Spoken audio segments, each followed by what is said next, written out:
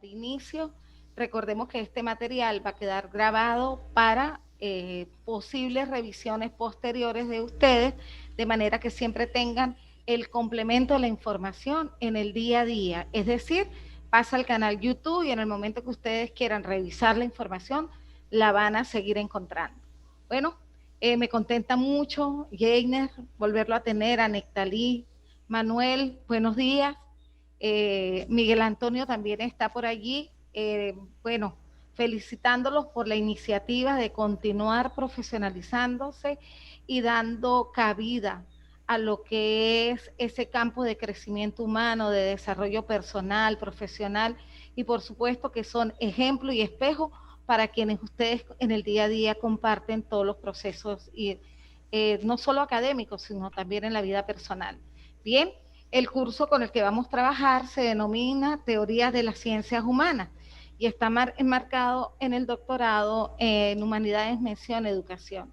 Un doctorado que realmente les permite a ustedes el abordaje conceptual, procedimental y por supuesto actitudinal en todos los procesos de transformación de la educación y por supuesto en la profundización necesaria de la educación que se quiere en este siglo y por supuesto darle continuidad a una educación emancipadora que trae consigo lo que es el proceso transformador de la educación desde el punto de vista humano y por supuesto de ciencia, de tecnología y de todos los procesos que hoy por hoy esta situación mundial de crisis sanitaria que nos está Buen día, hijo, abordando. buen día. Heiner, tienes que apagar, ajá, bien, entonces bueno, el doctorado, el curso como tal, disculpe, de Teoría de las Ciencias Humanas, tiene 3 unidades y una cuarta unidad que va a ser un proceso de reflexión. En la primera vamos a tener el contenido de las ciencias humanas, lo que son las ciencias sociales, concepto, evolución y contenido de la misma. Seguidamente la teoría de las ciencias sociales clásicas contemporáneas, pero además de las ciencias sociales modernas. Y por supuesto también lo que nos planteaba Emile Durkheim en su teoría de las ciencias humanas y el acercamiento a procesos educativos más sensibles hacia lo que es la consolidación de los aprendizajes. En la unidad 2 tenemos los debates metodológicos clásicos y contemporáneos de las ciencias humanas. Con ello también vamos a tomar en consideración las diferentes teorías que existen desde el posicionamiento de las ciencias sociales, ciencias humanas, la teoría crítica, la teoría humanista, las concepciones, por supuesto, filosóficas que hacen y abordan las ciencias humanas como tal. Y en la tercera unidad vamos a tener los fenómenos sociales a partir de la diversidad y condiciones de vida, experiencias de socialización y por supuesto la contextualización real a partir de las vivencias cotidianas que tenemos en el día a día con nuestros sistemas educativos. Entonces, ¿qué se busca? El perfeccionamiento no solamente de la condición y calidad humana de nuestros estudiantes, sino también el perfeccionamiento del sistema, es decir, de la estructura tanto jurídica, académica como tal, de lo que es el sistema educativo. Porque a nivel doctoral, el abordaje conceptual que ustedes van a ejercer en cuanto a los procesos teóricos es precisamente ir profundizando, visualizando todas las problemáticas existentes que tenemos en nuestros contextos para poder ser abordadas a través de teorías, modelos o de investigaciones fundamentadas para darle un espacio solucionable a las crisis internas o crisis educativas o sociales que se encuentran dentro de nuestros contextos. Ahora bien, muchachos, me gustaría escuchar el saludo de cada uno de ustedes. Vamos a empezar con Nectalí. Nectalí, ¿cómo estás? Nectalí, dale clic al símbolo del micrófono para poderte escuchar. Lo tenía Ajá. apagado. Muy bien, doctora, muchas gracias. ¿Cómo está usted? ¿Cómo ha pasado? Tiempo sin verla. Gracias, muy bien, Nectalí. Realmente muy feliz de tenerlos nuevamente con nosotros. De verdad que aparte de la satisfacción personal que tengo por haber compartido esas experiencias de aprendizaje en su maestría, volvernos a encontrar eso es de significancia real. ¿Por qué? Porque nos permite reencontrarnos y al mismo tiempo seguir aprendiendo y seguir surcando esos caminos del conocimiento. No sé, doctora, y nosotros también, creo que hablo en nombre de todos, al saber que usted estaba presente en este doctorado, pues también fue motivo de alegría para nosotros porque sabemos de sus capacidades y sabemos que vamos a aprender, que vamos a superarnos, que vamos a estar cada día mejor y pues contento de tenerla con nosotros nuevamente también. Gracias, Nectalí. Y para mí también es un honor y un orgullo tenerlos de nuevo. Bueno, Heiner, gracias, Nectalí, Heiner. Muy buenos días. Buenos ¿Sí me días. escuchan? Sí, lo escuchamos. Bueno, mi ceñito, también pues agradecido de esta gran oportunidad. Pues pese a todas las barreras y los obstáculos que a veces el demonio nos interpone, hoy en día ya gozamos ya de ese título de magíster. Tanto, bueno, siendo realista, uno pues siempre se tira pues aparte de la formación y de todo el conocimiento, pues ese reflejo en lo económico, en el desprendible, ¿no? Sí, Y gracias a Dios ya está reconocida, mi señor, le podemos dar fe de eso. La gran mayoría, solo nos falta pues que Marisol y la profe Dalí también logre sus objetivos de convalidación y pues que se siga motivando a pertenecer a este grupo. Con Miguel pues llevo alrededor de 6 meses detrás de él y gracias a Dios pues bueno, listo, vamos a hacerle, y él sabe que es un gran proyecto, que es una gran meta que tenemos aquí en adelante. Y el profe Manuel Calabria pues también una persona muy sabia, y pues pese a todos los comentarios y todas las incertidumbres que puedan generar en él, pues decidió quedarse en este grupo, quedarse con nosotros, creer en el proyecto, y en ese estamos, señorito, de terminar de convencer al resto del grupo que terminó la maestría con nosotros y sumar todos los que más podamos, y que al final pues también puedan gozar de este gran proyecto, de este gran beneficio. Pues la verdad, pues a veces se queda uno corto de palabras, señor, por esta gran oportunidad. Pues Dios nos colocó esta universidad en el camino y la vamos a aprovechar al máximo, de verdad. Amén. Que sí. Amén. Siempre nosotros para servirle desde la visión humana, sensible, afectiva y andragógica, como siempre hemos profesado nuestra misión y visión dentro de la institución y dentro de las alianzas estratégicas que hemos tenido y que seguimos teniendo. Muchísimas gracias, Heiner, por su liderazgo también, por el acompañamiento, por estar siempre allí presente, como usted lo dijo anteriormente, en las vicisitudes y también en las incertidumbres, pero siempre con la confianza de seguir avanzando y de poderles ofrecer realidades. Eso es lo importante, que nosotros como institución no se les hagan ofertas que no se cumplan, sino que se puedan dar cumplimiento como tal. Bueno, gracias, Heiner. Miguel Antonio, ¿cómo está? Ay, buenos días. Buenos días. ¿Cómo está, doctora? Muy bien, Miguel. ¿Qué más, compañeros? Buenos días a todos. Bueno, gracias a Dios, un poco todavía con dudas con respecto a lo del doctorado, porque, o sea, cuestiones económicas están un poco, pero gracias a Dios, ajá, Heiner me dijo, pero métete, me insistió y hasta que, bueno, decidí participar. Entonces, igual también agradecido a ustedes y al resto de profesores que nos acompañaron en la maestría. Gracias a Dios ya es una realidad, ya ha sido uno todavía, también igual con las mismas incertidumbres como se empezó, pero bueno, gracias a Dios todo salió bien. Y aquí estamos para seguirnos formando y pertenecer a este grupo de profesionales en la educación. Excelente, Miguel. Y fíjese que hay algo muy puntual que tú dijiste, los miedos siempre existen, siempre hay temores.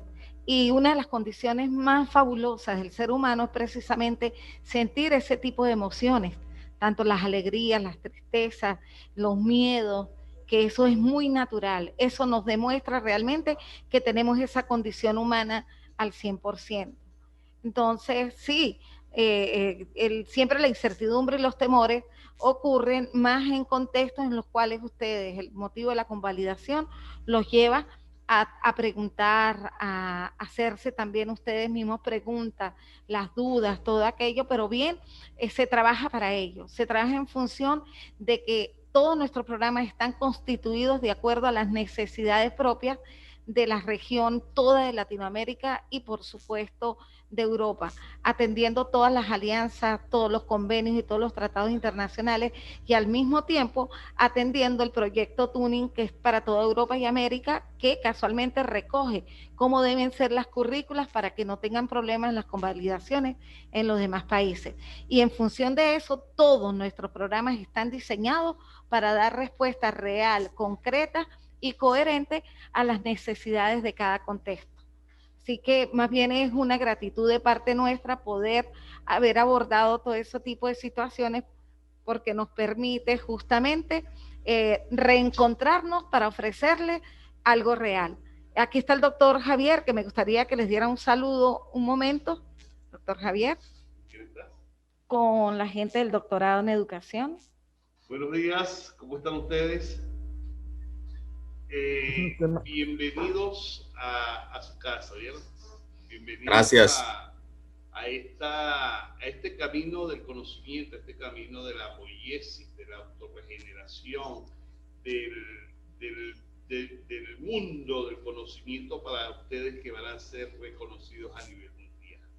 El doctorado es un reconocimiento de investigación para el mundo. Hay mucha gente que hace el doctorado para que le paguen los 7 millones allá en Colombia, ¿no?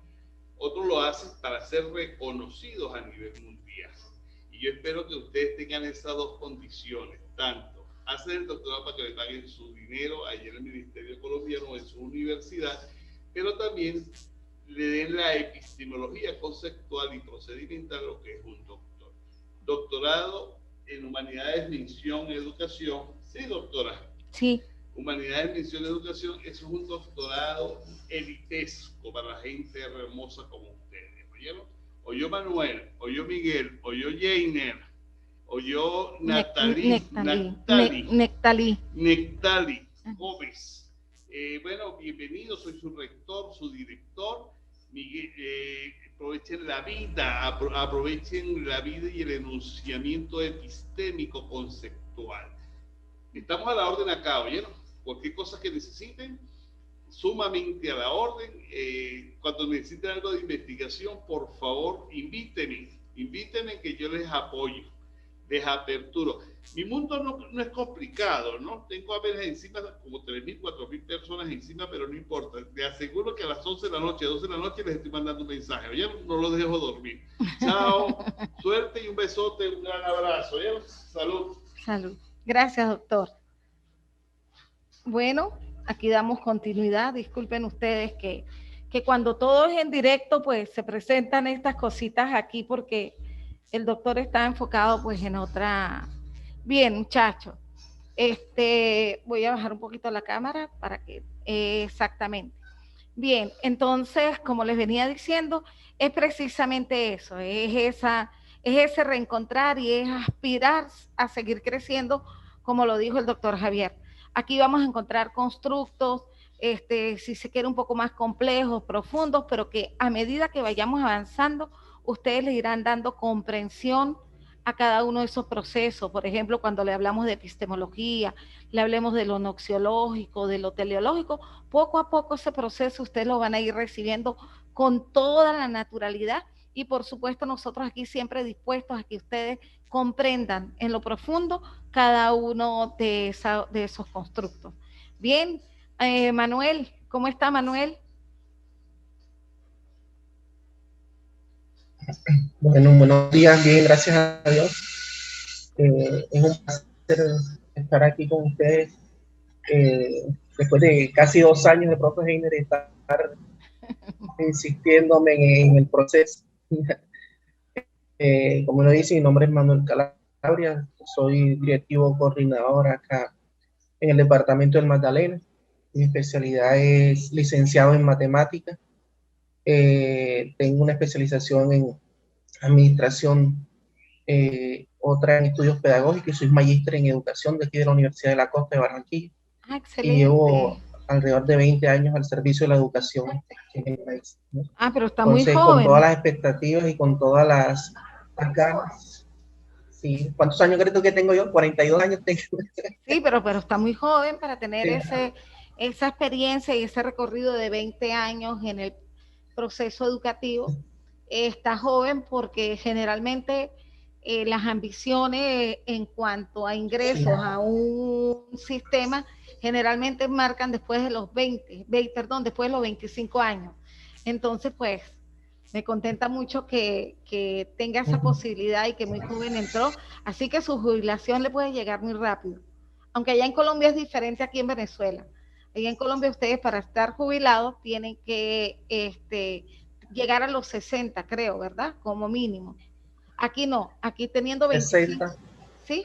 Aquí teniendo 25 años de servicio, usted puede salir, si entró a los 20, sale a los 45. ¿Ves? Entonces, aquí no hay problema. Las jubilaciones aquí se dan no por edad, sino por tiempo de servicio. Sí. Sino por tiempo de servicio. Sí, Okay. sí. Bueno, entonces dispuesto a aprender y a mirar a ver qué podemos ampliar en el rango de la educación y qué le podemos aportar también a nuestras comunidades. Gracias, Manuel. Bien, aquí tenemos a Bocaranda. ¿Cómo está? Bueno, seguimos entonces. Entonces, como les decía, vamos a hablar un poquito de lo que son esas construcciones en las teorías. La plataforma va a estar abierta a partir del día lunes, de manera que ustedes ya empiecen a ver el proceso y a dar cumplimiento con las actividades que se le van a asignar. Vamos a tener 2 encuentros o 3 encuentros más presenciales, vía virtual, pero en vivo, en directo, de manera que ustedes también puedan interactuar acerca de las lecturas y qué nos ha dejado cada uno de esos movimientos de las teorías de las ciencias humanas en lo que es el transcurso evolutivo dialéctico de la educación y por supuesto de las ciencias sociales como tal. Bien, les voy a mostrar un poquito acerca de lo que es las teorías de las ciencias humanas. Es algo en lo que vamos a trabajar un poquito para que ustedes puedan visualizar. Aquí tenemos, por supuesto, es precisamente ir buscando un poco más allá de lo que son esas conexiones e interrelaciones teóricas que vinieron marcando las teorías de las ciencias humanas, dentro, por supuesto, de las ciencias sociales, que entre esas tenemos la educación, pero también en el abordaje de las ciencias humanas no se descartan áreas como la psicología, la filosofía, la sociología, la medicina, que a pesar de ser una ciencia dada a lo que es el cientificismo, no aparta lo humano en su proceso de construcción de realidades. ¿Por qué? Porque trabaja casualmente sus investigaciones para humanos. Entonces, todas esas ciencias que abordan casualmente la convivencia en sociedad, caso la economía también, que pese también a ser numérica y muy dada a lo que son las curvas de funcionamiento económico, resulta que también su funcionalidad está dada para el trabajo y la visión y casualmente lo que nosotros denominamos el bienestar humano. Entonces, bueno, aquí seguimos. Vamos a darle un poquito aquí para mostrarles a través de la presentación lo que es la teoría de las ciencias humanas. Bien, aquí vamos a correr un poquito la pantalla hacia este lado. Podemos visualizar que dice que la situación no es trivial, sino el resultado de un proceso histórico. ¿Y por qué es el resultado de un proceso histórico? Porque precisamente desde la filosofía antigua y de la presocrática y socrática y posocrática, nosotros venimos hablando casualmente de la condición humana desde el punto de vista ético, desde el punto de vista político, moral y por supuesto desde el punto de vista social. Entonces, esos componentes históricos que han marcado la dialéctica, pues empiezan a adaptarse en estas épocas a partir de lo que fue el siglo XVI, es decir, después de la Edad Media, y que tuvo la intención, un poco después de la Edad Media, y que tuvo la intención de renovar la forma de conocer la naturaleza y de transformarlas para beneficio del hombre. Por eso es que le digo que todas las ciencias que vienen allí enmarcadas y que hacen ese abordaje conceptual, siempre buscan la manera de satisfacer o darles beneficios al hombre para su trascendencia en la vida. Y por supuesto, ¿qué podemos nosotros esperar de la trascendencia educativa? Es el bienestar social, humano, sensible para la construcción de ciudadanía, de hombres de bien para el mañana, de gente preparada, que sea irreverente ante las situaciones que considera están marchando no adecuadamente. Entonces, eso es muy importante, que desde la educación nosotros podamos mostrarle al mundo las capacidades que tiene el sector educativo en los procesos formativos y transformadores que van surgiendo precisamente en la medida en que evoluciona el mundo. Y por supuesto que de allí viene lo que es el surgimiento del pensamiento científico y de las posteriores ciencias que se vinieron dando a raíz de esa evolución histórica.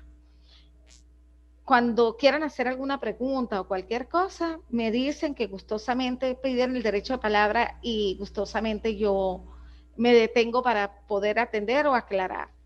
Bien, aquí también me gustaría, pues, Nectalí, ¿ves bien la diapositiva? ¿La puede observar bien? Si quiere... Sí, sí, claro. Bueno, lee qué dice allí, Nectalí. Vamos a compartir esta experiencia. Con gusto. De forma, en sumo resumida, dicho proceso histórico y social implicará el distanciamiento con la filosofía y el conocimiento como producto exclusivo de la razón y la lógica.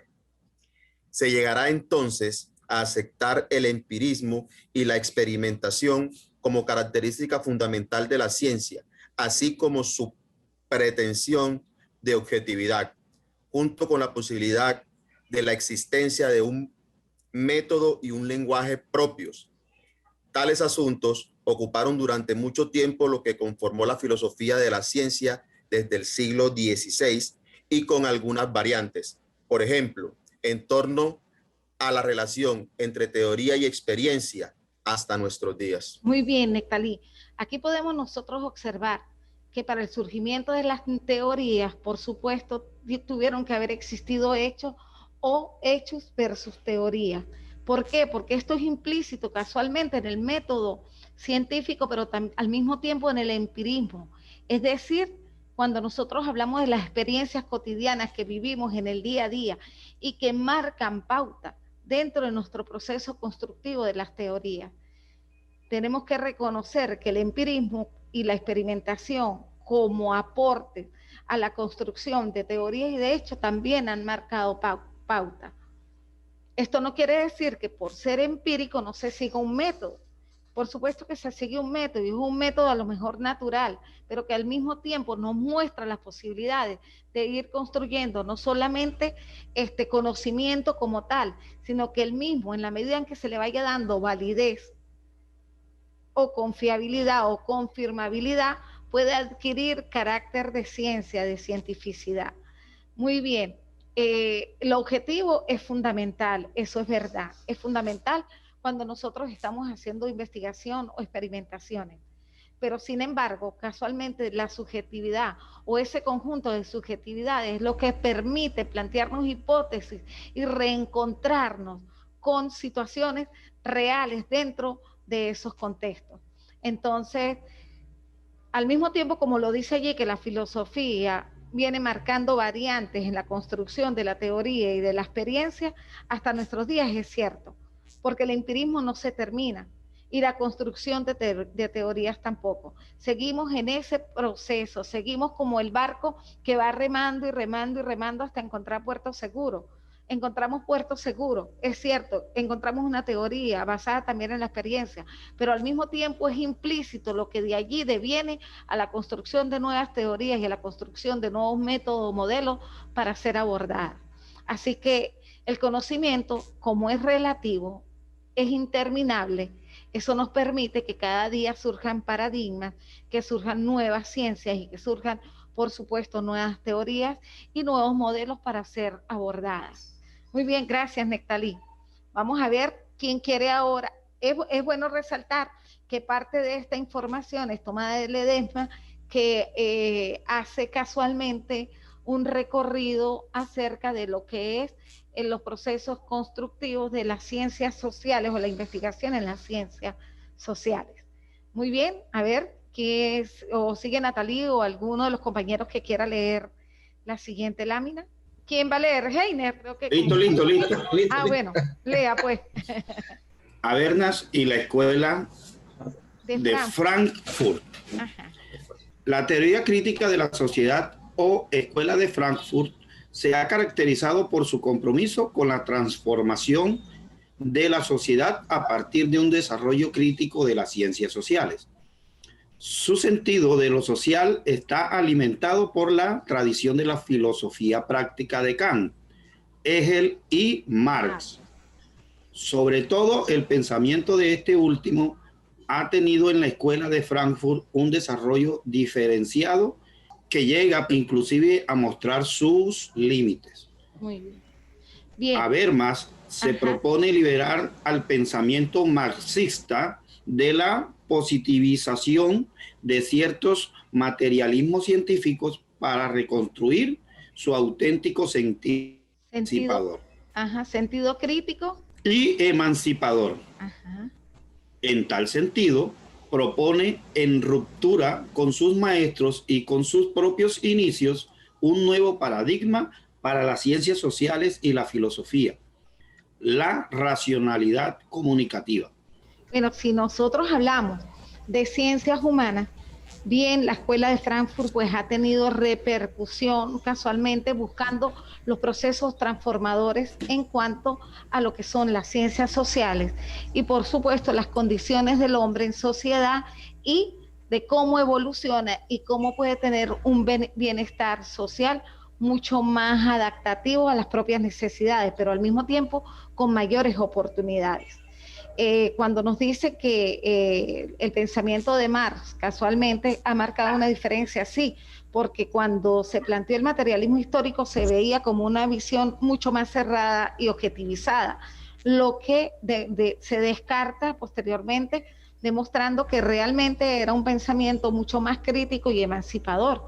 Cuando hablamos de emancipación, como les dije, es casualmente transformador, de cambios profundos dentro de la sociedad. Y si hablamos del hombre, por supuesto, dentro de las capacidades humanas que tenemos como personas. Y bien... Una pregunta. Ajá. Dime. O sea, cuando hablamos con Harvard y la Escuela de Frankfurt, ¿solamente ellos tienen en cuenta los conocimientos teóricos y no tienen en cuenta los conocimientos no teóricos? O sea, para cuando hablamos de una emancipación y de una transformación, no solo tenemos que tener en cuenta lo que ya está planteado en la ciencia en estos momentos. Sí, no, mi pregunta es que si ellos van más allá sí, de la parte teórica. Las teorías generalmente pueden producir cambios radicales en las personas. Es decir, las teorías las muestran a lo mejor para un determinado momento histórico, pero que por supuesto pueden tener una trascendencia o alcance visionario.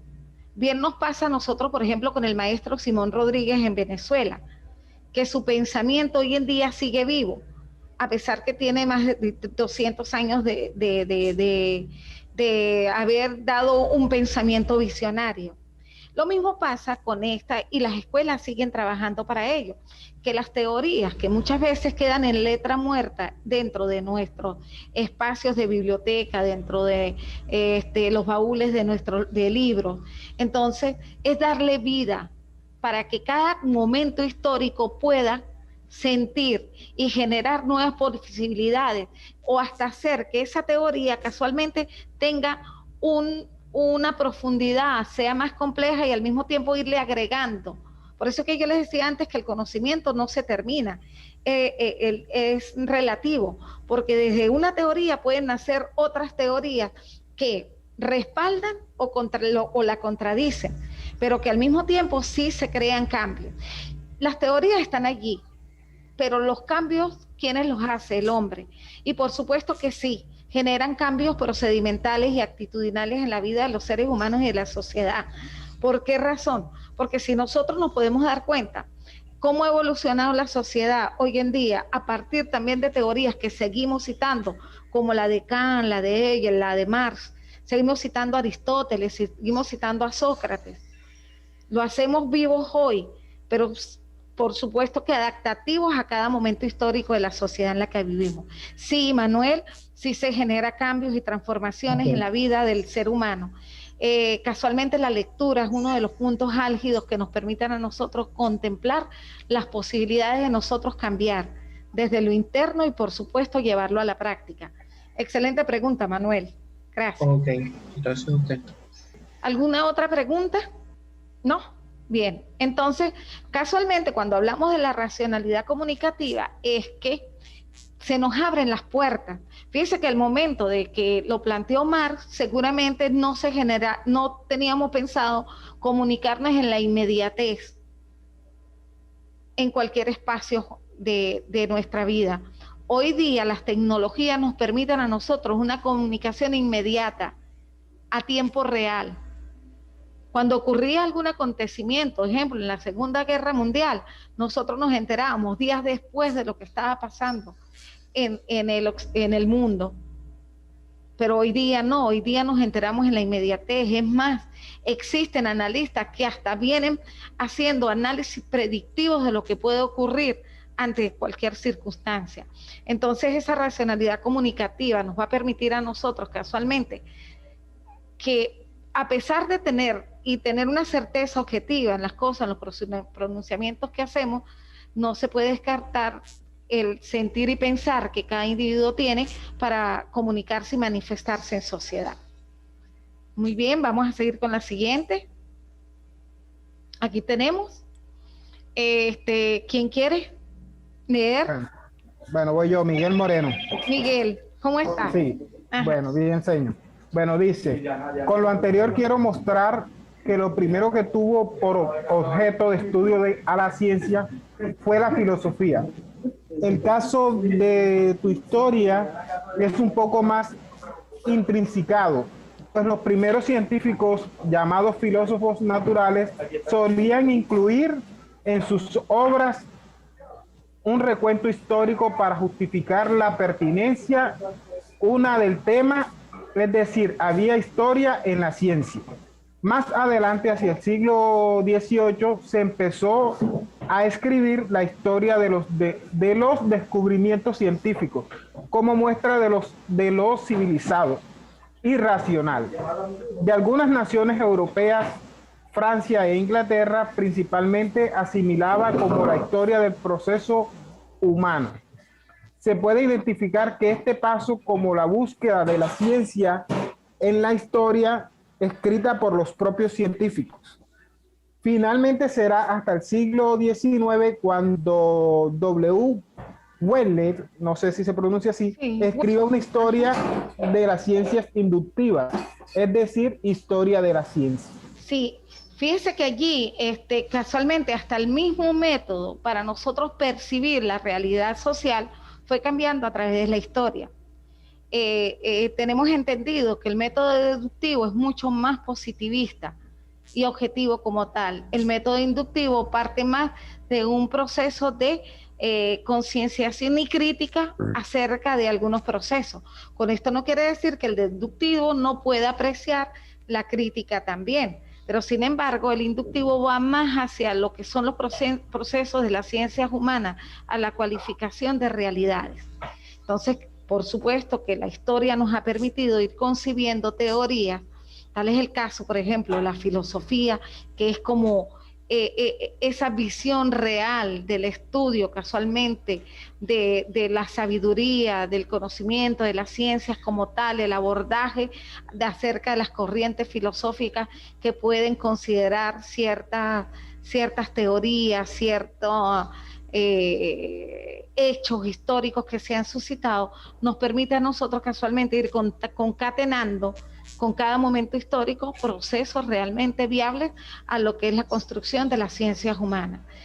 Podemos hablar si se quiere, lo que fue la historia de la filosofía presocrática, la socrática, la de la Edad Media o medieval, la filosofía moderna y contemporánea, y precisamente eso nos va permitiendo a nosotros el abordaje de la ciencia en la historia, del conocimiento, en la historia, en ese camino, en ese recorrido histórico que se marca acerca de lo que es la construcción de ciencia.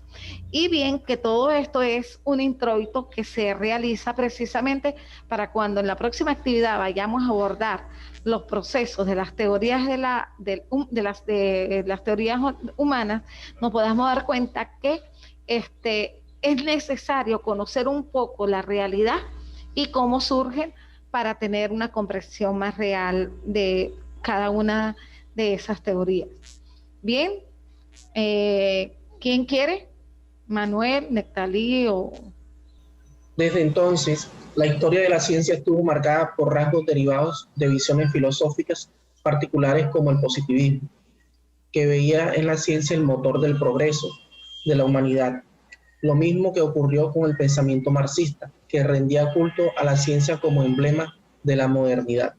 Bueno, ya lo habíamos dicho anteriormente, es casualmente ese recorrido dialéctico que se genera, pero que nosotros no podemos descartar, porque para nosotros tener una visión actualmente de lo que son las teorías de las ciencias humanas y de las ciencias sociales en particular, no tenemos que tomar en cuenta casualmente las corrientes filosóficas que la abordan, y al mismo tiempo todas las teorías que surgieron, como la de Emily Durkheim, como la de Marx, la de Hegel, y todos, hay una que a mí me encanta, que la plantea Unamuno y que viene recorriendo la historia de la humanidad para hacer mucho más sensible todos los procesos y para entender al ser humano desde su propia concepción de vida, atendiendo las subjetividades, es decir, la realidad individual. Cuando nosotros hablamos de sociedad, es cierto, es ciudadanía, está compuesta por individuos, pero si nosotros vamos a atender las individuales de cada uno, tenemos que entender que son seres totalmente diferentes. Nos podamos dar cuenta por nuestra huella digital, que es única e irrepetible, nos pertenece. El iris de nuestro ojo es único, irrepetible y nos pertenece. Asimismo, tenemos una genética que puede ser muy parecida a la demás, pero hay elementos que nos hacen y nos identifican como individuos. Pero en ese compartir en sociedad, precisamente lo que nos permite a nosotros retomar la teoría de las ciencias humanas, y por eso que digo que estuvo muy buena la pregunta de Manuel. ¿Por qué? Porque a partir de lo que tenemos podemos hacer reconstrucciones sociales. Surge también el método del reconstruccionismo social, todo aquello que nos habla de la emancipación, todo aquello que nos habla de las condiciones humanas, sociales del hombre, y al mismo tiempo sin descartar las posibilidades de que el hombre hace construcción científica. ¿Por qué? Porque en ese recorrido histórico vamos en la permeable situación de generar nuevas teorías para ser adaptativas a los otros momentos históricos que van a vivir quienes nos van a preceder. Entonces, ese es el camino que se recorre. Hoy vemos nosotros teorías, mañana verán nuestras teorías, por eso es importante escribir. Los invito a que escriban, a que se hagan planteamientos, a que se posicionen con una tesis, con su idea, para que permita que el mundo la conozca. Hay que publicar, muchachos, es necesario que se empiecen a dar por sentadas teorías que son viables para los procesos de las ciencias humanas. Por ejemplo, en mi caso planteo la teoría de la andragogía afectiva, una teorización que nos permite los reencuentros en situaciones de aprendizaje andragógica como la que estamos viviendo, para que sea más flexible, más abierta, más humana, y que por supuesto haya reconocimiento del otro, desde el principio de alteridad, desde las subjetividades, desde el reconstruccionismo como tal, atendiéndonos por supuesto cada ser humano como individuo, pero al mismo tiempo como un colectivo en sociedad. Bien. Una pregunta. Ajá. Yo tengo entendido que el positivismo trata de, para aclarar o explicar las cosas, separa todo para digamos, atribuir los sucesos a una sola causa, mientras que el marxismo, creo que trata de integrar todo para dar una respuesta mucho más profunda acerca de los problemas sociales y cómo, digamos, llegar a la emancipación. Entonces, la pregunta es cómo influye el positivismo dentro del marxismo para que, digamos, haya, como dice al final de la diapositiva que tengo aquí, que haya un progreso, que se desprenda un progreso, digamos, para toda la sociedad y que haya, digamos, la búsqueda de un bien común, que en este caso para nosotros sería mejorar los procesos educativos. Perfecto. Mira, desde mi punto de vista, y creo que ha sido una discusión de diversos teóricos, que no hay ciencia pura. Toda ciencia siempre aborda de alguna manera, aunque no sea en un alto porcentaje, pero aborda algunos elementos del positivismo.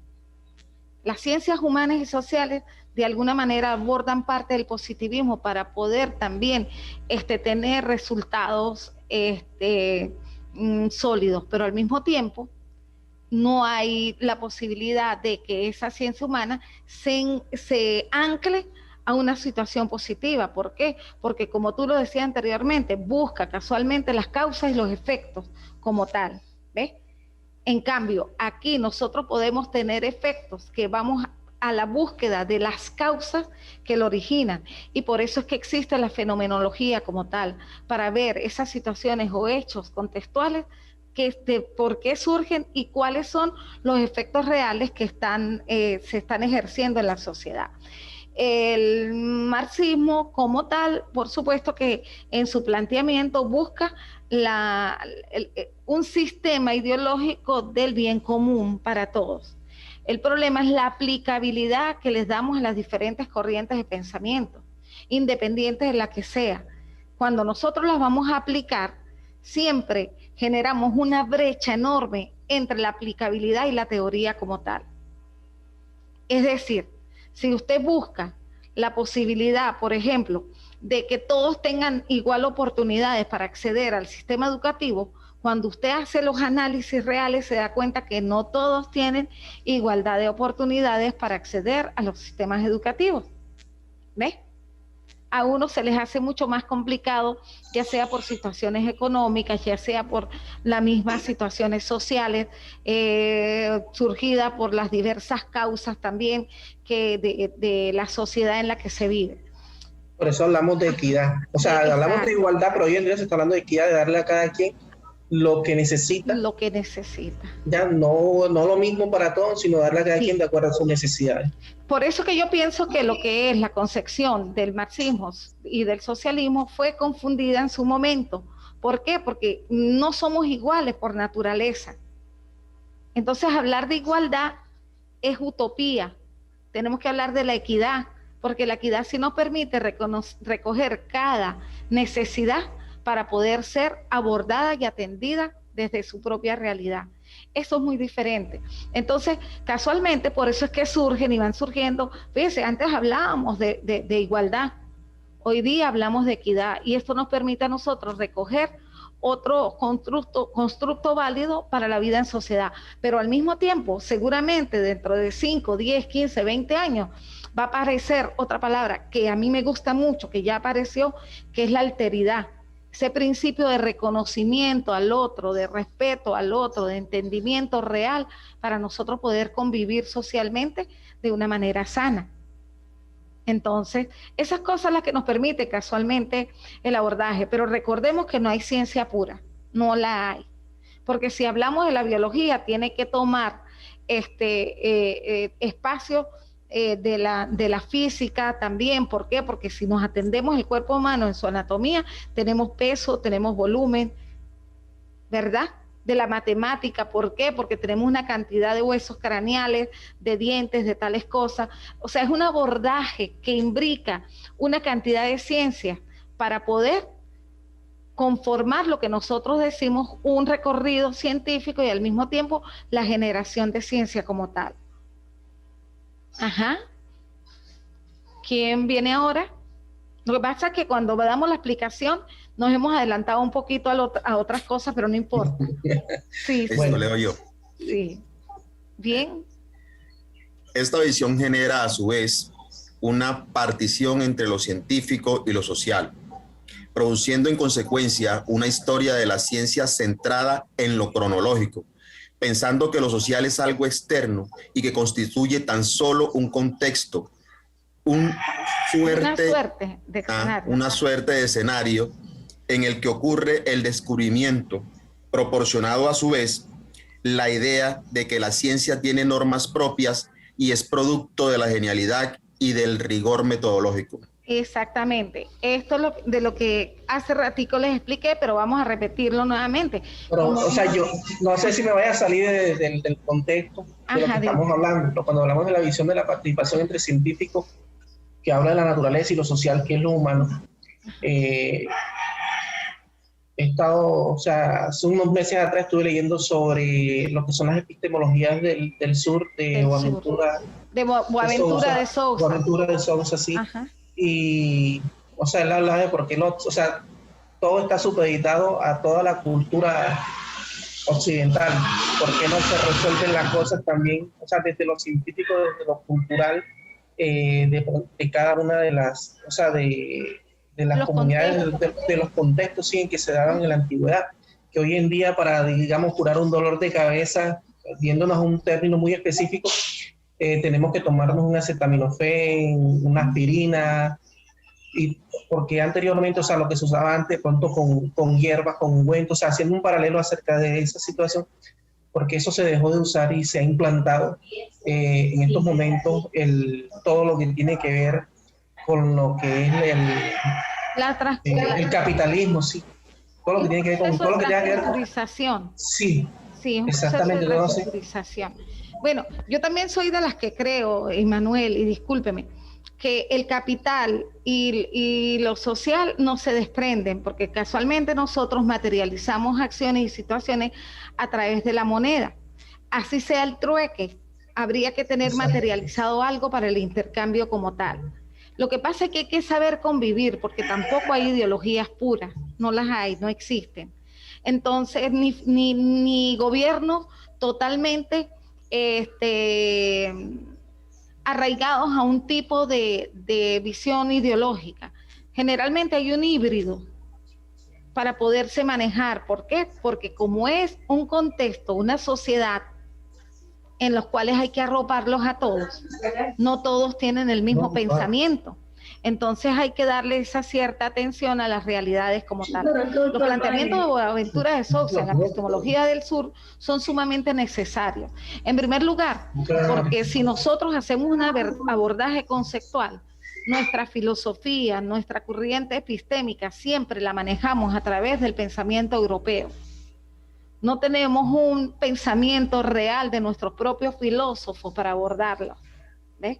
Lamentablemente, nos vamos a Foucault, nos vamos a un Levinas, nos vamos a personas que realmente, pero aquí hubo un Belisario que nos marcó en la educación, las hermanas Cosentini de Argentina que nos marcaron en la famosa escuela libre de los pájaros, nos marcaron también, nos viene marcando, por supuesto, Boaventura de Sousa, la educación popular del brasilero, mira, se me fue, que todos los días lo nombramos, todos los días lo estamos nombrando, nosotros bueno, ya me acordaré, mira, lo lamento que se me olvidó porque de hecho lo sigo y sus vivencias son realmente emancipadoras y buscan un reencuentro y una reconstrucción social como de Freire, de Paulo Freire. Y entonces tenemos pensadores que Belisario Pérez, tenemos cuando surge en el año 1918 en Argentina para la transformación educativa, nosotros casualmente perdemos todas esas posibilidades. Entonces, a nosotros nos encanta un filósofo que diga X o Y porque tiene un nombre inglés, porque tiene un nombre francés, porque tiene un nombre italiano y nos enamoran. No, nosotros tenemos gente pensando en nuestra América que realmente no tienen absolutamente nada que envidiarle a esos grandes pensadores de esa Europa occidental. De verdad que no tienen. Entonces son cosas en las cuales nosotros debemos reencontrarnos. Esa epistemología del sur nos permite reconocernos un poco más, que son los planteamientos de Manuel Levinas, casualmente en consideración a lo que es la alteridad. Reconocernos es necesario. Yo les voy a hacer llegar casualmente un artículo que escribí yo sobre lo que es la visión poética de nuestra América Latina. Tenemos que enamorarnos y tenemos que hacer que esta América realmente sea vista como realmente lo es, que nuestros pensadores sigan escribiendo y que ustedes sigan haciendo críticas para que los procesos mejoren, que nosotros sigamos criticando y siendo sinceros al momento de emitir nuestras opiniones. Muchas veces cuando recorre por nuestra sangre una visión ideológica, por supuesto que sale. Por eso es que yo le digo que no hay nada positivista puro como tal, porque es que resulta que ese investigador que está haciendo positivismo tiene una idea que partió de él. Eso es algo subjetivo. Pero sin embargo, bueno, han sido visiones y discusiones que se han dado en el recorrido histórico y que seguiremos pensando y seguiremos repensando, aprendiendo, desaprendiendo y reaprendiendo, porque es necesario que lo hagamos. Y es bien interesante. Yo tengo algunos libros o Aventuras de Sousa que si quieres están digitalizados, yo te los hago llegar. De ahí el valor de arribar a una nueva disciplina que estudie la relación entre ciencia y sociedad, la de la sociología de la ciencia, derivada de la sociología del conocimiento, producto del siglo XX, que es consecuencia del surgimiento de la sociología del siglo XIX, con las teorías desarrolladas por Karl Marx, Max Weber, Emile Durkheim y Gabriel Tarr. Bueno, aquí podemos observar que en esto que ustedes me están manifestando, en lo que está en la lámina, que ya empiezan a aparecer esos investigadores, esos pensadores que marcan también nuestra historia educativa. ¿Quién en un contexto educativo que haya hecho un trabajo de educación no haya abordado el pensamiento de Durkheim? Cualquiera de nosotros, el de Marx, cualquiera de nosotros, el de Weber, cualquiera de nosotros. ¿Por qué? Porque casualmente nos permiten ser adaptativos a ese proceso en sociedad, es decir, al comportamiento social que lo estudia, por supuesto, la ciencia de la sociología. ¿Cómo se ve el hombre en sociedad? ¿Por qué son determinantes algunas situaciones sociales, culturales, en X o Y contexto? Eso lo estudia la sociología. Ese engranaje social, y al mismo tiempo haciendo uso casualmente de un mapa sociológico para poder determinar qué está ocurriendo en determinadas sociedades. Por ejemplo, arribar la relación de la sociología con el comportamiento social que hoy está ocurriendo, por ejemplo, en América con la migración de muchas personas en Venezuela, eso casualmente es un estudio real que no solamente es determinado por la visión que pueda tener el ser humano desde el punto de vista psicológico, no, sino sociológico. ¿Qué lo mueve para salir de un país? ¿Qué mueve por lo menos a los migrantes del Medio Oriente a salir de sus países? La guerra, ok, la guerra. ¿Ves? Pero no hay guerra también cuando llega uno a un lugar en el cual no ha convivido nunca y que al mismo tiempo encuentra cercadas todas las posibilidades. Eso también es una guerra psicológica. ¿Ves?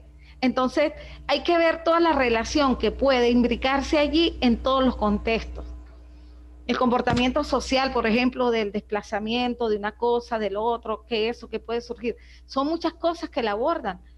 Pero no podemos culpar a unos o a otros. Hay que estudiarlo para saber de dónde nace esa causa o qué pudo haber generado ese efecto. Entonces son muchas cosas con las cuales nosotros a través de la sociología podemos abordar. Y recuerden, aunque ustedes no hayan estudiado, no sean licenciados en sociología, ustedes tienen en sus manos o tenemos en nuestras manos un papel fundamental que es precisamente el de ser maestros. Nosotros somos médicos en nuestra institución, nosotros somos papás, somos mamá, cumplimos funciones de psicólogos, cumplimos funciones de sociólogos. El maestro hace el abordaje de todas las ciencias, de todas las disciplinas, para atender en la escuela a sus estudiantes, en el colegio, en las instituciones educativas, a sus estudiantes. Las universidades, eso también es yo le diría que eso es un país, una universidad, con diferentes posiciones que hay allí a través de esa estructura que la rige, que si el rectorado, que si los decanatos, que los vicerrectorados, que una cosa, las coordinaciones, lo otro. Lo mismo pasa en la escuela, se convierten en ciudades pequeñas, en las cuales nosotros empezamos a tener convivencia y a abordar situaciones. Y podemos darnos cuenta que cada niño es diferente al otro, pero que tienen un interés común, que es el de estudiar, el de prepararse, el de formarse. Entonces eso es lo importante dentro de esos contextos sociales. Bien, de todas maneras esto va a estar en plataforma, se los voy a subir a todas las presentaciones, le vamos a subir el material que vamos a leer y por supuesto la actividad que se va a generar. Vamos a hacer un chat interactivo, de manera que a través de una pregunta generadora ustedes puedan dar respuesta.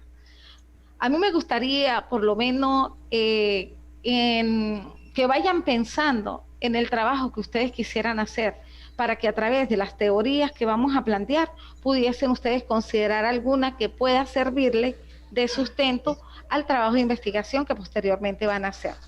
Muy bien, ¿quién quiere leer para poderles explicar qué es lo que es el noxiologismo?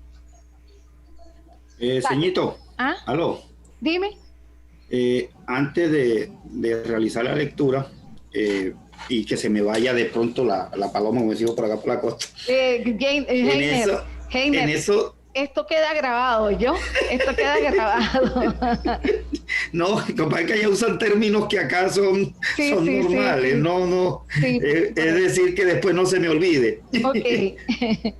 En ese polifuncionalismo, o sea, en esa variedad de funciones que realizamos sin ser sociólogos, la pregunta que me ataña es si estos conocimientos que uno realiza, o sea, este tipo de actividades de ser papá, mamá, tío, abuelo, psicólogo, eso se podría determinar como conocimientos empíricos de nuestra función docente. Sí, porque están basados casualmente en ese compromiso social. La experiencia les va dando a ustedes algunos conocimientos empíricos que le permiten abordar situaciones. Perfecto, sí. Perfecto. Bueno, si ya tengo claridad, entonces pues, sí, si no lo pregunto, sí. Pues me queda siempre la duda. Ustedes son profesionales técnicos y científicos en el área de la educación, pero en el resto de áreas que abordan allí, parte del empirismo. Y esa experiencia es la que le va dando a ustedes algunas señales que a lo mejor las teorías no las puntualizan como tal, porque como preguntaba Manuel, esas teorías podrán permitir que en el procedimiento, en la práctica se lleven a cabo, y es precisamente que ahí donde dejamos los vacíos. Por eso les decía anteriormente que las ideologías, las teorías ideológicas y todo eso, no es que estén mal enmarcadas, es que en nuestra práctica las abordamos mal. Dejamos muchos vacíos. Gracias, señor. Una de las situaciones que de pronto afecta el sistema educativo es eso, que dejamos de un lado todas las corrientes pedagógicas y nos centramos solamente a veces en el transmitir contenidos de aprendizaje y nos olvidamos de utilizar todas esas herramientas que tenemos en la ciencia. Por dar un ejemplo, la taxonomía de Bloom, que nos establece una rúbrica y un paso a paso para de pronto encaminar para preparar una clase. Y a veces nos olvidamos y nos ceñimos solamente a transmitir y no diseñamos una estrategia, un mecanismo, un proceso que nos vaya dando luces de cómo va avanzando y progresando el estudiante, o nosotros desde nuestra planeación cómo intencionar lo que queremos que el estudiante vaya haciendo en el hacer, en el día a día, en estos momentos que estamos en el distanciamiento todavía social, que no tenemos un acercamiento físico con el estudiante. Es mucho más complicada la situación y se nos ha enredado porque nadie estaba preparado para esta situación que estamos enfrentando.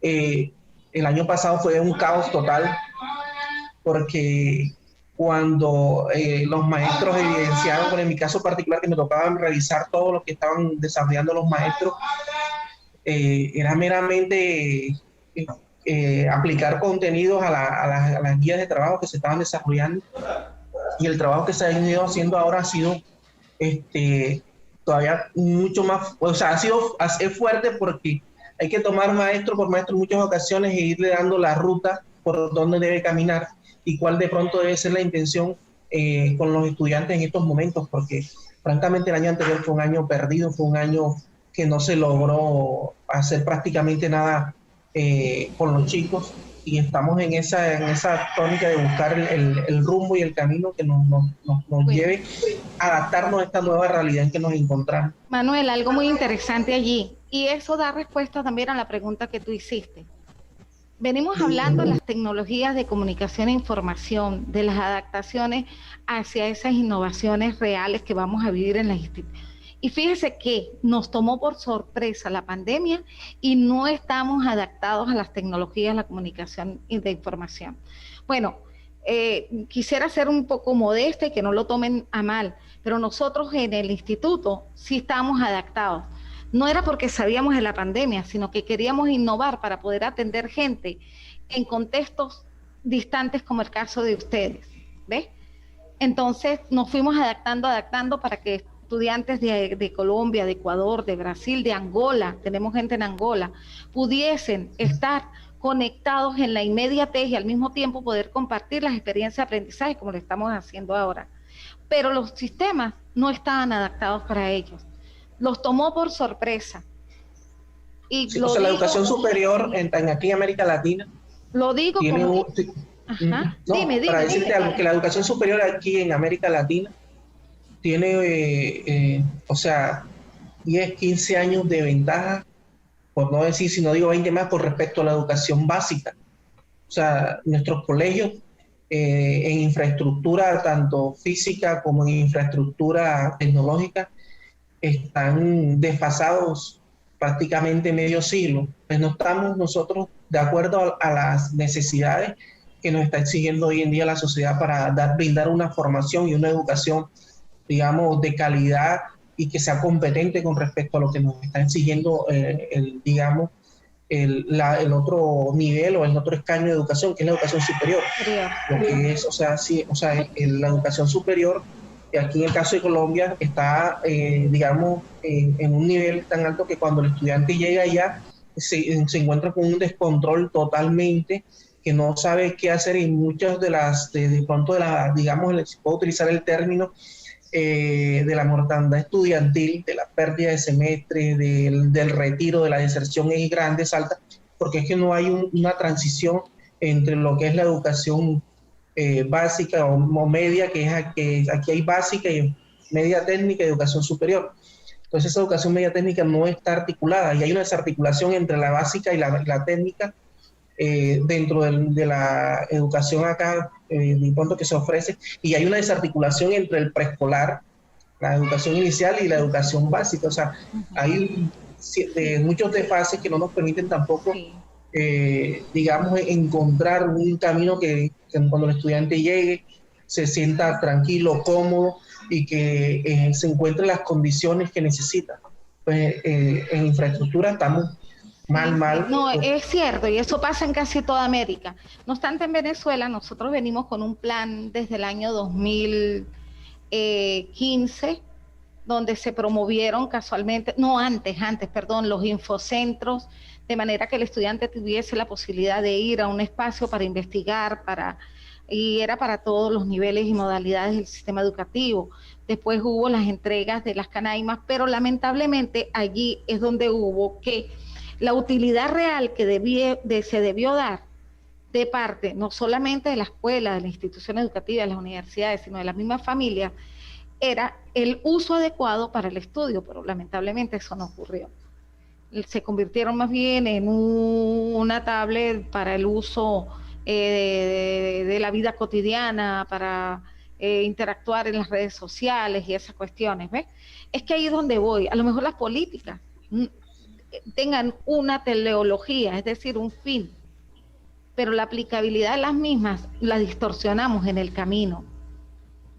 Y comienza... Ahí hay algo, o sea, que también fallan las políticas de Estado en el sentido de que yo no puedo no hay supervisión. No puedo dar digamos, un apoyo, digamos, a la sociedad si antes no educo a la sociedad para lo que yo necesito. Allá iba. El problema es que no hubo formación. No hubo esa formación que se requería para que cuando se aplicara el uso de esas tecnologías, estuviese en el fin real al que se había hecho como política.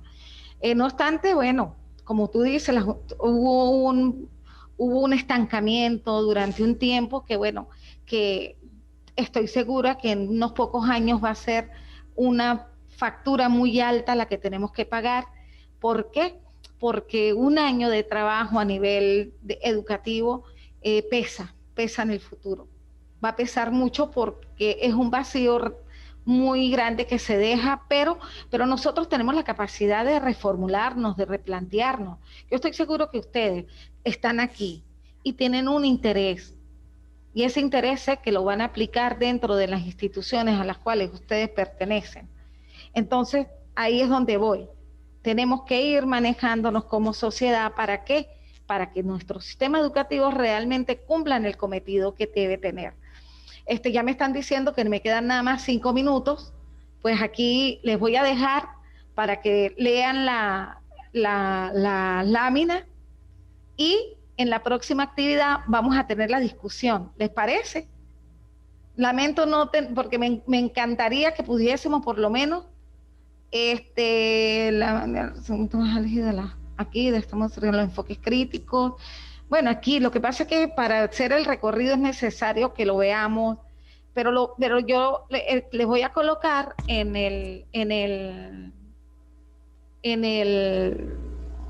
la plataforma las presentaciones, al mismo tiempo un material muy interesante. Le voy a colocar también un material de Boaventura de Sousa, para que leamos, para que nos entendamos. Yo hice el postdoctorado en Filosofía y Ciencias Humanas para Nuestra América. Casualmente, mucho del material que nosotros leímos es precisamente parte de lo que Boaventura de Sousa tiene en sus pensamientos y planteamientos. Marisol, bienvenida. Me contenta mucho que esté aquí. De verdad, Marisol. Gracias, doctora, gracias. Excelente, Marisol. Bueno, me estoy reencontrando, conociendo a Manuel. Interesante las aportaciones que se generaron en este momento, en este contexto de aprendizaje. Espero verme por lo menos 2 o 3 veces más con ustedes para hacer una dinámica interactiva donde cada uno me va a presentar un mapa donde van a hacer como una especie de recorrido sobre lo que son las teorías de las ciencias humanas, y yo se los voy a colocar allí para qué día vamos a trabajarlo todo, de manera que en el plan de evaluación ustedes puedan visualizar todas las actividades que vamos a desarrollar. Van a ser 4 como tales en actividades escritas, pero van a ser 2 de interactividad a través de un chat, donde ustedes me van a dejar su postura, qué piensan acerca del sistema educativo, y cómo es manejado los sistemas educativos en América y en especial en el de que cada contexto que ustedes viven, pero desde la visión de las ciencias humanas. Ustedes pueden tomar alguna de las teorías de las ciencias humanas y decirme, esta es la teoría que más contradice o es la teoría que más fortalece el sistema. Entonces vamos a trabajar en eso, vamos a darnos la oportunidad de crecer en conocimiento, a darnos la oportunidad de abordar teorías y pensamientos que van a reforzar los que ya tienen, o a lo mejor van a redimensionar el pensamiento que traemos y darnos una nueva postura. Por eso es que hablamos de aprender, desaprender y reaprender. El que se genere es fabuloso. ¿Por qué? Porque los criterios, si se fortalecen, excelente.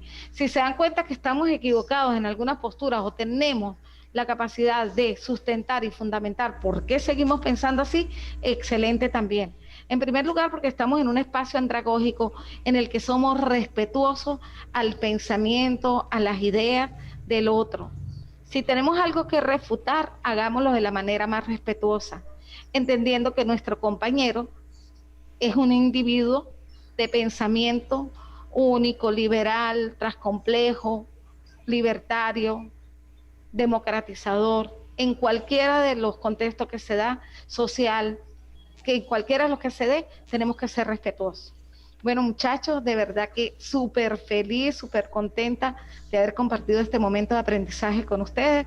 Me gustaría que se despidiera cada uno, sí, por favor, y que en breve me dijeran cuáles son las expectativas que esperan ustedes de este curso, pero en especial del doctorado. Bien, ¿quién quiere comenzar? Manuel hizo como la mano para... A ver, Manuel, diga. No, de todas maneras, o sea, ¿qué expectativa tengo digamos, del módulo? Es, digamos, ahondar mucho más acerca de las teorías humanas y de pronto comprender mucho lo que hacemos hoy en día en nuestro quehacer, para, digamos, redireccionar. Ahorita dijiste un término muy, digamos, complicado, que es el desaprender, que es más difícil que... Desaprender es más difícil que aprender. Aprender, es verdad. Ya, porque a veces ya tenemos esquemas, estructuras, creencias, rituales ya establecidos desde el vientre de nuestras madres. Y es difícil, digamos, cambiar las posturas, pero una vez que se cambia eso, creo que el aprendizaje es mucho más significativo que el anterior, porque creo que ya queda fijado para toda la vida. Y en el doctorado, ¿qué expectativas tengo? O sea, todas cambiar, o sea, como dices tú, reafirmar, cambiar y mirar si hay, o sea, desde otro punto de vista o desde otras ópticas, lo que estamos consiguiendo hoy en día como proceso de educación. Todos tenemos un fin aquí que en sí, o sea, todos estamos aquí, siempre apuntamos al tema económico, que es una realidad que creo que todos manejamos, pero también hay otro valor agregado a eso que es mucho más sustancial, y es a lo que uno pueda aportar. Yo desde mi rol como coordinador, o sea, tengo que todos los días estar reinventándome y llevar algo nuevo a los profes para que, digamos, no se queden centrados en la monotonía, y siempre la repetición de lo mismo, y siempre estar a la vanguardia de la expectativa. Toca leer mucho, y así creo que aquí va a ser la misma tónica, leer para poder, digamos, cambiar, porque si no leemos no cambiamos la estructura de pensamiento que tenemos hasta hoy en día, y no complacido y con todas las ganas y el entusiasmo para, digamos, llevar a cabo todo este proceso hasta feliz término. Gracias, Manuel, de verdad que muy enriquecedor sus aportes y lo que tiene como expectativa, porque si no nos mostramos desde ese espacio en el cual tiene usted una corresponsabilidad social para generar las transformaciones, entonces si no reinventamos, a lo mejor pues nos quedamos también anclados como un barco en el muelle. Entonces la idea es casualmente darle surco de manera que navegue como debe ser. Marisol, que me está pidiendo más. Marisol. Ay, doctora, feliz de poder estar nuevamente con usted. Con la maestría al lado suyo fue fenomenal. Me gustó mucho su manera de llevar todos los proyectos que emprendimos con usted. No, doctora, en cuanto a la teoría, al curso, como lo dice el profe Manuel, desaprender, porque como dice él, es cierto, desaprender es mucho más difícil que volver que aprender, y mirar y estudiar un poco más sobre la teoría de los diferentes autores, porque la teoría de los diferentes autores, porque son los que marcan nuestro quehacer en el aula de clase. ¿Y qué expectativa tengo con el doctorado? Con el doctorado, no, estar dispuesta y que sea factible y que sea como la maestría, que nos avalen en el ministerio. Amén. Mira, Marisol, para eso trabajamos. Y ustedes, bueno, ya conocen cómo es nuestro proceso nosotros los acompañamos hasta el final, pero aparte de eso, como lo dije al inicio, nuestros currículas están diseñadas según las competencias que exigen todos los tratados y convenios en América Latina y en Europa para que sean convalidables, para que sean acreditables, para que puedan tener la posibilidad de reconocimiento en cualquier espacio, porque cumplen con las unidades de crédito, con los componentes de investigación, con el componente básico de profundización, de manera que ustedes cuando presenten eso al ministerio estén dentro de las directrices que emanan, dentro de esas líneas, que a veces son un poco estructuradas y rígidas, que uno dice, bueno, pero hay que cumplirlo, porque cuando están marcados dentro de la norma, hay que cumplirlo. De eso soy víctima, porque por un documento que no mandé todavía está mi convalidación. Pero si usted quiere, yo te puedo ayudar a hacer el derecho a petición, yo te lo puedo ayudar a redactar, para que usted pueda subir eso y lo maneje de esa manera. Sí, doctor, ya estamos terminando. Sí. Ok, doctora. Bueno, gracias igualmente, Marisol, bienvenida. Nectalí. Bueno, igual que mis compañeros, creo que tenemos todas las expectativas. Eso no siempre tiene la mente abierta a todo lo que llegue, y más cuando inicia un proceso de esto. Del curso, a ver, todas las teorías son muy interesantes, pero a mí lo que personalmente me gusta o me encanta es ver el punto de vista que tienen mis compañeros acerca de estas teorías, escucharlos. Cuando hablan, cuando difieren, cuando dicen por qué esto, por qué lo otro, ¿cierto? Porque uno también se hace las propias, pero al escucharlos a ellos encuentra puntos en los que uno no había pensado y dice, ve, sí, ¿cierto? Y me apropio de eso. Eso me gusta. Me gusta, por ejemplo, ahora que el profe estaba hablando, el profesor Calabria, lo que decía Heiner, lo que le decía a usted, de cómo las cosas no se dan tal cual como uno quiere, cómo dicta la teoría de la realidad. Listo, y escuchar todo eso me nutre. Eso es lo que me gusta. Amén, amén, Nectalí. Gracias por compartirlo. Heiner. Bueno, mi señor, Me quedando. una vez más agradado totalmente, seguir haciendo parte de estos procesos, crecer cada día más, y esta educación a distancia está cambiando esos paradigmas, está cambiando radicalmente ese modo de pensar de que a la distancia no se aprende como la presencial, y el tiempo y la realidad nos está demostrando que hoy por hoy es necesario adaptarnos a todos estos sistemas tecnológicos, y que la autoformación como tal depende totalmente del interesado. Sí, si no hay el interés personal para aprender, así tenga el mejor tutor y el mejor decano al pie, si no hay la disposición, la voluntad, creer en sí mismo, pues va a ser muy difícil el proceso de aprendizaje. Es verdad. Entonces, pues, muy agradado estar acá, mi señito. No, excelente, gracias, Heiner. Miguel Antonio.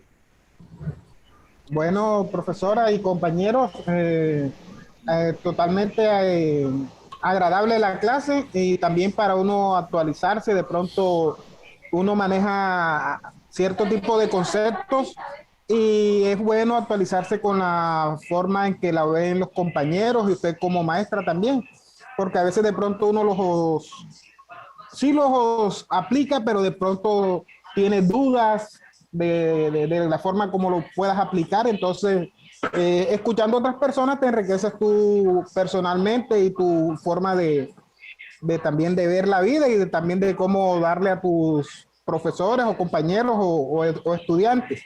Entonces, es rico enriquecerse en esos conceptos. Gracias, Miguel Antonio, eso es cierto. Tengo aquí que dice los Bocarandas, debe ser un Wi-Fi. No, mi señito, él es el profesor José Luis Pertús Yance de allá de los lados de Sabanas de San Ángel. Pertús, claro. Si no, claro. él se apoda así. Ah, ok. Ese es el nombre del correo electrónico de él. Ok. Bueno, José Luis, también bienvenido.